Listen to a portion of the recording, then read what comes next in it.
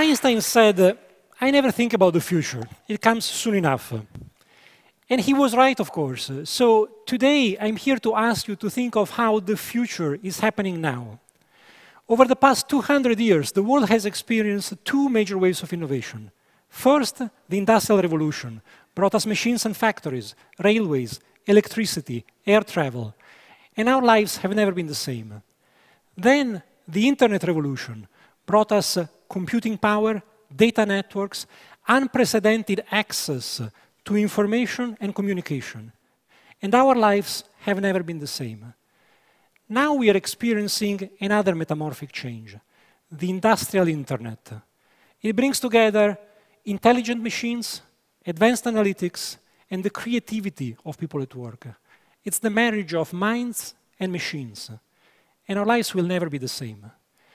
In my current role, I see up close how technology is beginning to transform industrial sectors that play a huge role in our economy and in our lives. Energy, aviation, transportation, healthcare.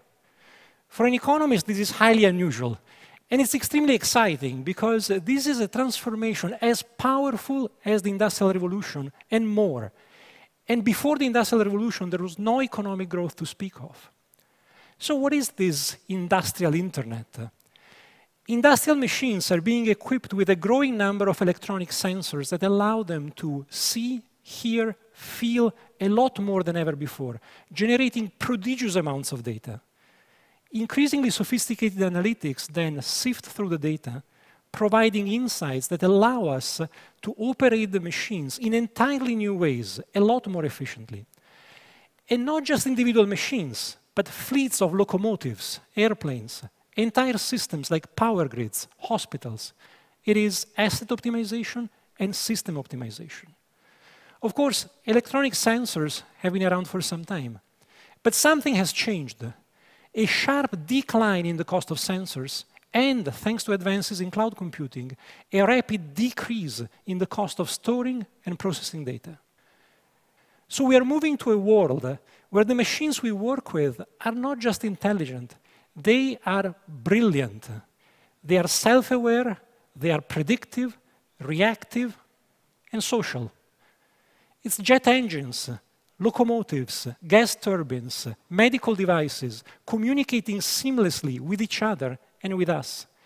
It's a world where information itself becomes intelligent and comes to us automatically when we need it without having to look for it. We are beginning to deploy throughout the industrial system embedded virtualization, multi-core processor technology, advanced cloud-based communications, a new software-defined machine infrastructure which allows machine functionality to become virtualized in software, decoupling machine software from hardware, and allowing us to remotely and automatically monitor, manage, and upgrade industrial assets. But why does any of this matter at all? Well, first of all, it's already allowing us to shift towards preventive, condition-based maintenance, which means fixing machines just before they break, without wasting time servicing them on a fixed schedule. And this, in turn, is pushing us towards zero unplanned downtime, which means there will be no more power outages, no more flight delays. So let me give you a few examples of how these brilliant machines work. And some of the examples may seem trivial, some are clearly more profound, but all of them are going to have a very powerful impact. Let's start with aviation. Today, 10% of all flights cancellations and delays are due to unscheduled maintenance events. Something goes wrong unexpectedly. This results in $8 billion in costs for the airline industry globally every year, not to mention the impact on all of us, stress, inconvenience, missed meetings as we sit helplessly in an airport terminal. So how can the industrial internet help here? We've developed a preventive maintenance system which can be installed on any aircraft. It's self-learning and able to predict issues that a human operator would miss. The aircraft, while in flight, will communicate with technicians on the ground. By the time it lands, they will already know if anything needs to be serviced. Just in the US, a system like this can prevent over 60,000 delays and cancellations every year, helping 7 million passengers get to their destinations on time. Or take healthcare.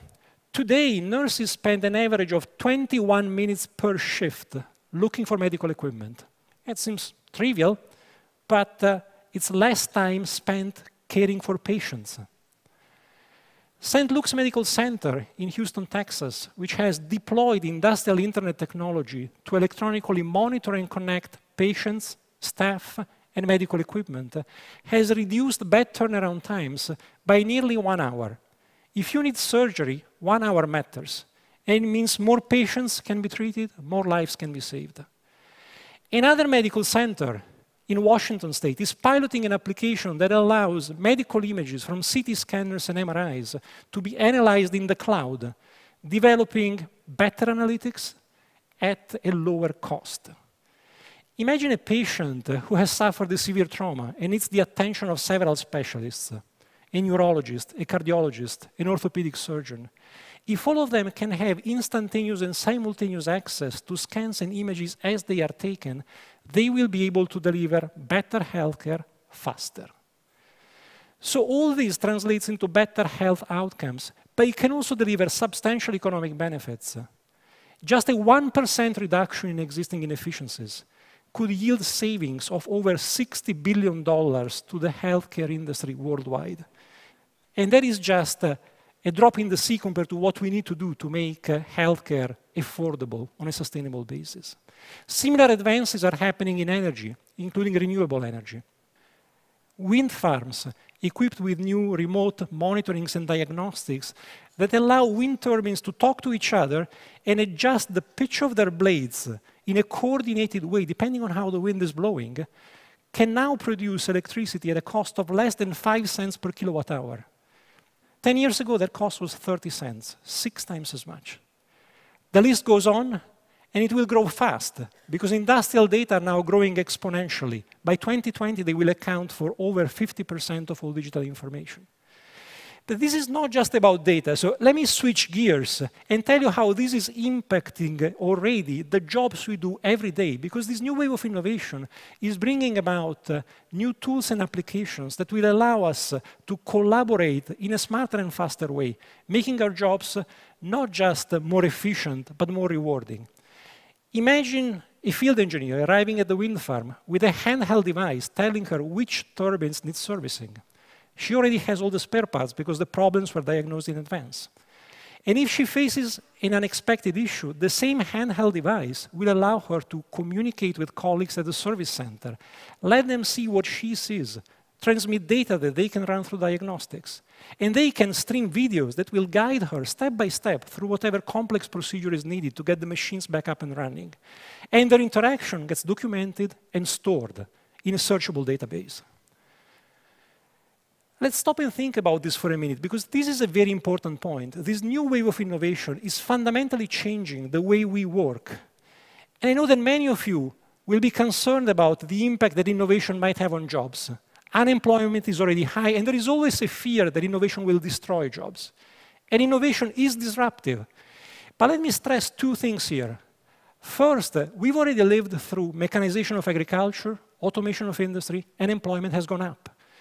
Because innovation is fundamentally about growth. It makes products more affordable. It creates new demand, new jobs.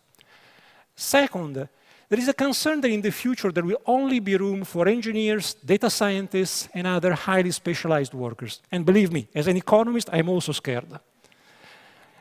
But think about it. Just as a child can easily figure out how to operate an iPad, so a new generation of mobile and intuitive industrial applications will make life easier for workers of all skill levels. The worker of the future will be more like Iron Man than the Charlie Chaplin of modern times.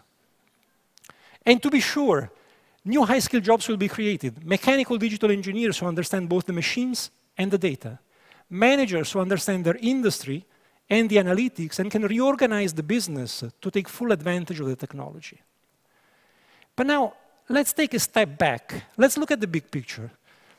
There are people who argue that today's innovation is all about social media and silly games, with nowhere near the transformational power of the Industrial Revolution. They say that all the growth-enhancing innovations are behind us. And every time I hear this, I can't help thinking that even back in the Stone Age, there must have been a group of cavemen sitting around a fire one day, looking very grumpy, and looking disapprovingly at another group of cavemen rolling a stone wheel up and down a hill, and saying to each other, yeah, this wheel thing, cool toy, sure, but compared to fire, it will have no impact. The big discoveries are all behind us. This technological revolution is as inspiring and transformational as anything we have ever seen. Human creativity and innovation have always propelled us forward. They've created jobs, they've raised living standards, they've made our lives healthier and more rewarding. And the new wave of innovation, which is beginning to sweep through industry, is no different. In the US alone, the industrial internet could raise average incomes by 25 to 40% over the next 15 years, boosting growth to rates we haven't seen in a long time, and adding between $10 and $15 trillion to global GDP. That is the size of the entire US economy today. But this is not a foregone conclusion. We are just at the beginning of this transformation, and there will be barriers to break, obstacles to overcome.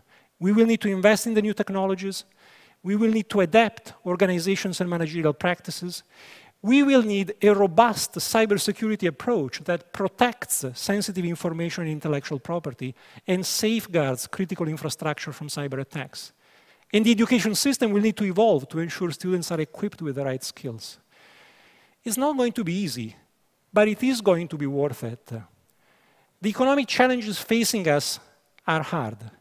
But when I walk the factory floor and I see how humans and brilliant machines are becoming interconnected, and I see the difference this makes in a hospital, in an airport, in a power generation plant, I'm not just optimistic, I'm enthusiastic. This new technological revolution is upon us. So think about the future. It will be here soon enough. Thank you.